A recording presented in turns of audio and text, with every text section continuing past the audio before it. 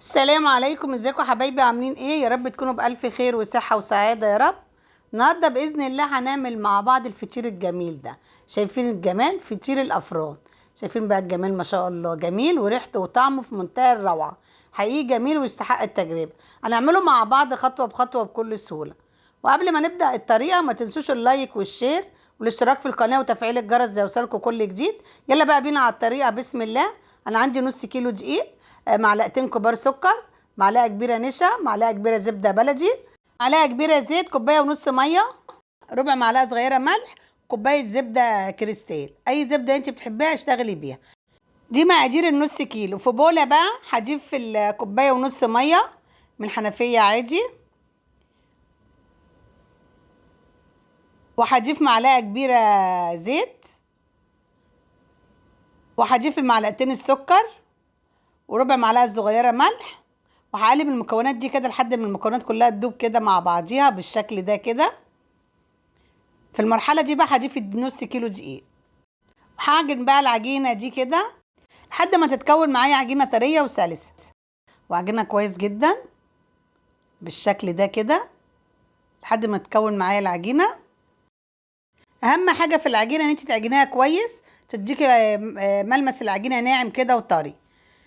وبعجنها بقى كده بالشكل ده كده. مقاديري ناجحه 100%، ما زودناش حاجه ولا نقصنا حاجه. وافضل اعجنها بقى كده على الرخامه بتاع 3 دقايق كده بالشكل ده كده، وافرد واعجن والم واعجن وافردها كده واعجنها عشان تديني عجينه طريه وسلسه وناعمه.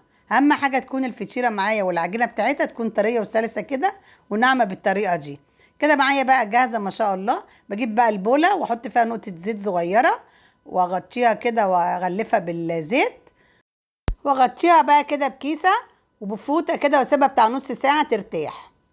وهجيب بقى كوبايه الزبده الطريه دي هنطلعها بره التلاجة، واجيب بقى معلقه السمنه البلدي الكبيره دي كده واضيفها كده على الزبده، واجيب بقى معلقه النشا الكبيره.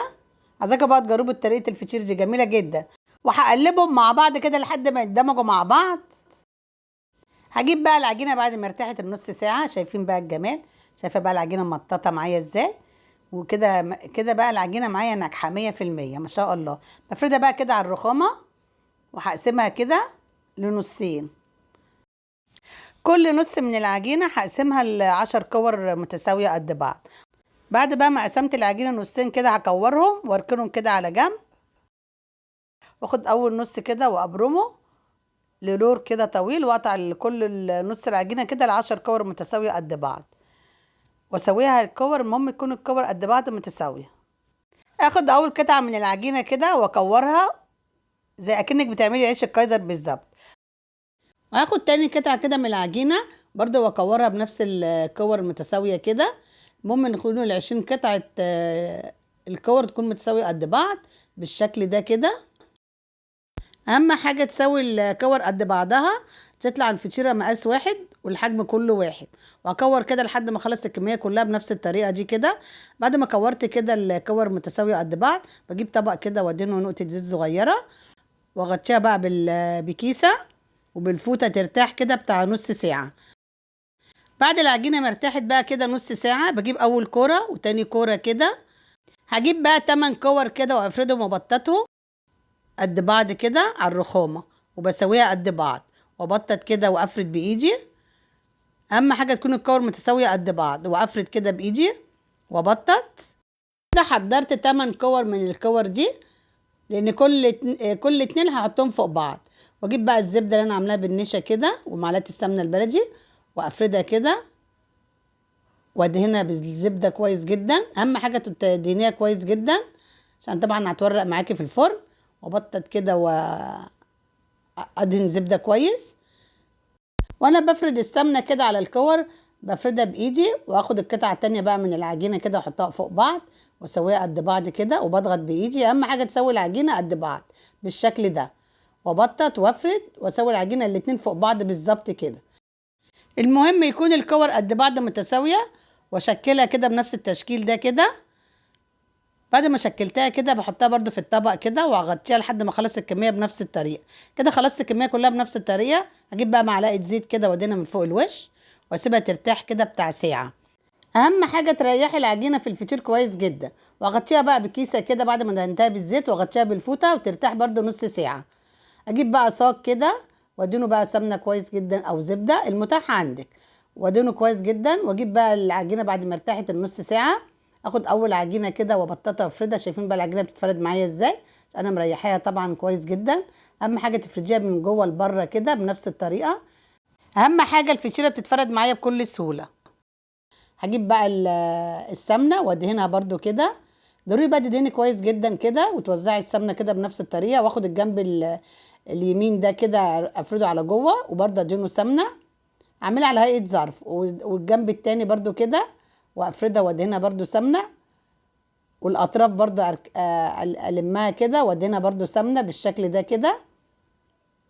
الجنب التاني برده افردها. سهل بقى ولا مش سهل؟ وادهنه برده سمنه، واكوره بقى من الجناب كده واعمله كوره، واضغط بايدي كده والمها. وهلم العجينه كده الكوره واسويها كده وابرمها زي العيش الكايزر بالظبط، وقصها كده في الصاج بالشكل ده. واخد قطعه تاني من العجينه وادهن برده نقطه زيت صغننه كده على الرخامه، وافرد كده من بره لجوه بنفس الطريقه دي كده. شايفين بتفرد معايا بكل سرعه عشان انا مريحه العجينه، والعجينه مرتاحه معايا كويس جدا. واجيب بقى السمنه كده او الزبده وادهنها كده بالشكل ده كده، والم برده الجوانب. ولما بلم الجوانب كده بدهن برده سمنه، والجنب التاني كده وادهن سمنه بالشكل ده، ولم الاطراف برده وادهن برده زبده، واعملها على هيئه ظرف كده بالشكل ده. وانا بفردها كده بشد العجينه لبره بالشكل ده، وافردها وابطط والم الجوانب كده وادهن سمنه والم، واكورها كده على هيئه كوره، وهرصها برده في الصاج كده، واسيب مسافه من دي ودي عشان هبططها في الصاج. واخد قطعه تاني وافردها كده وابططها بنفس الشكل ده. شايفين بقى الجمال والحلاوه بتتفرد معايا بكل سهوله. وادهنها زبده كويس جدا وافردها والم الجوانب بالشكل ده. اهم حاجه تفرديها كويس جدا وتبططيها تتفرد معاكي بكل سهوله. وادهن سمنه كل ما باتني طرف من العجينه بدهنها زبده كويس، وبلم كده الاطراف برده وادهنها بالزبده كويس بالشكل ده كده. اهم حاجه الكور كلها تبقى متساويه قد بعض عشان يطلع معايا الفطير معايا مقاس واحد. وابطط كده والم برده الجوانب كده واعملها كوره كده. بقى معايا جاهزه ما شاء الله. شايفين بقى الجمال كده؟ بقى شكلت الخمس كور بنفس الطريقه. اغطيهم بالكيسه واغطيهم بالفوطه واسيبهم يرتاحوا كده بتاع برده نص ساعه. كل ما تريحي العجينه تتفرد معاكي الفطيره بكل سهوله. واجيب بقى معلقتين زيت صغيرين كده وادهن وش الكور دي كده بالزيت كويس، وابطط بقى كده واضغط بايدي. شايفين بتتفرد معايا بكل سهوله عشان انا مريحه العجينه، والعجينه مورقه معايا ما شاء الله. وابطط كده واضغط بايدي من جوه لبره كده بالشكل ده. الكور كلها متساويه قد بعض كده. بقى شكلتها. بجيب بقى معلقه قشطه كبيره بوش اللبن، بدهن بقى وش الفطيره الجميله دي كده بوش اللبن. جربوا الطريقه دي هتعجبكم جدا، وطريقتها سهله وبسيطه، والنتيجه في الاخر تحفه. والفطير معايا جاهز. اكون مولعه الفرن على درجه حراره 200، وارص بقى الفطير الجميل ده كده في الفرن. هيقعد معايا ساعه الا ربع حسب الفرن بتاعك. شايفين بقى فرد معايا وقب معايا ازاي؟ ايه رايكم بقى في الحلاوه والجمال دي؟ سهل بقى واللي مش سهل؟ واخد السوا المظبوط، واخد اللون الذهبي الجميل. دي بقى الفطير بتاع الافران جميل جدا، والحجم بتاعه مظبوط كده. شايفين مورق ازاي وقابب معايا ما شاء الله اللهم بارك. حقيقي ما فيهوش ولا غلطه. فعلا اتمنى تجربوه بنفس الطريقه بنفس الخطوات، وانا واثقه 100% ان هو يعجبكم ان شاء الله. لو حضراتكم عجبكم الفيديو يا ريت لايك وشير للفيديو. اتمنى من حضراتكم مشاهده الفيديو للاخر عشان نستفادوا من الفيديو. ولو اول مره تشاهدوا قناتي مطبخ سومه واسهل الاكلات، اتمنى الاشتراك في القناه وتفعيل الجرس ليوصلكم كل جديد. ايه رايكم بقى في الفطير؟ جاهز بقى ولا مش جاهز؟ واحلى من الجاهز بمراحل. اعملي الفطير في بيتك اوفر وانضف كتير من الافران. يلا بقى بينا حبايبي نقطع الفطيره الجميله دي. شايفين بقى القرمشه والحلاوه والجمال؟ ايه رايكم بقى؟ سهل بقى ولا مش سهل؟ فعلا جميل ويستحق التجربه. مش تندموا ابدا لو عملتوه بطريقتي دي. وده الشكل النهائي للفطير الافران.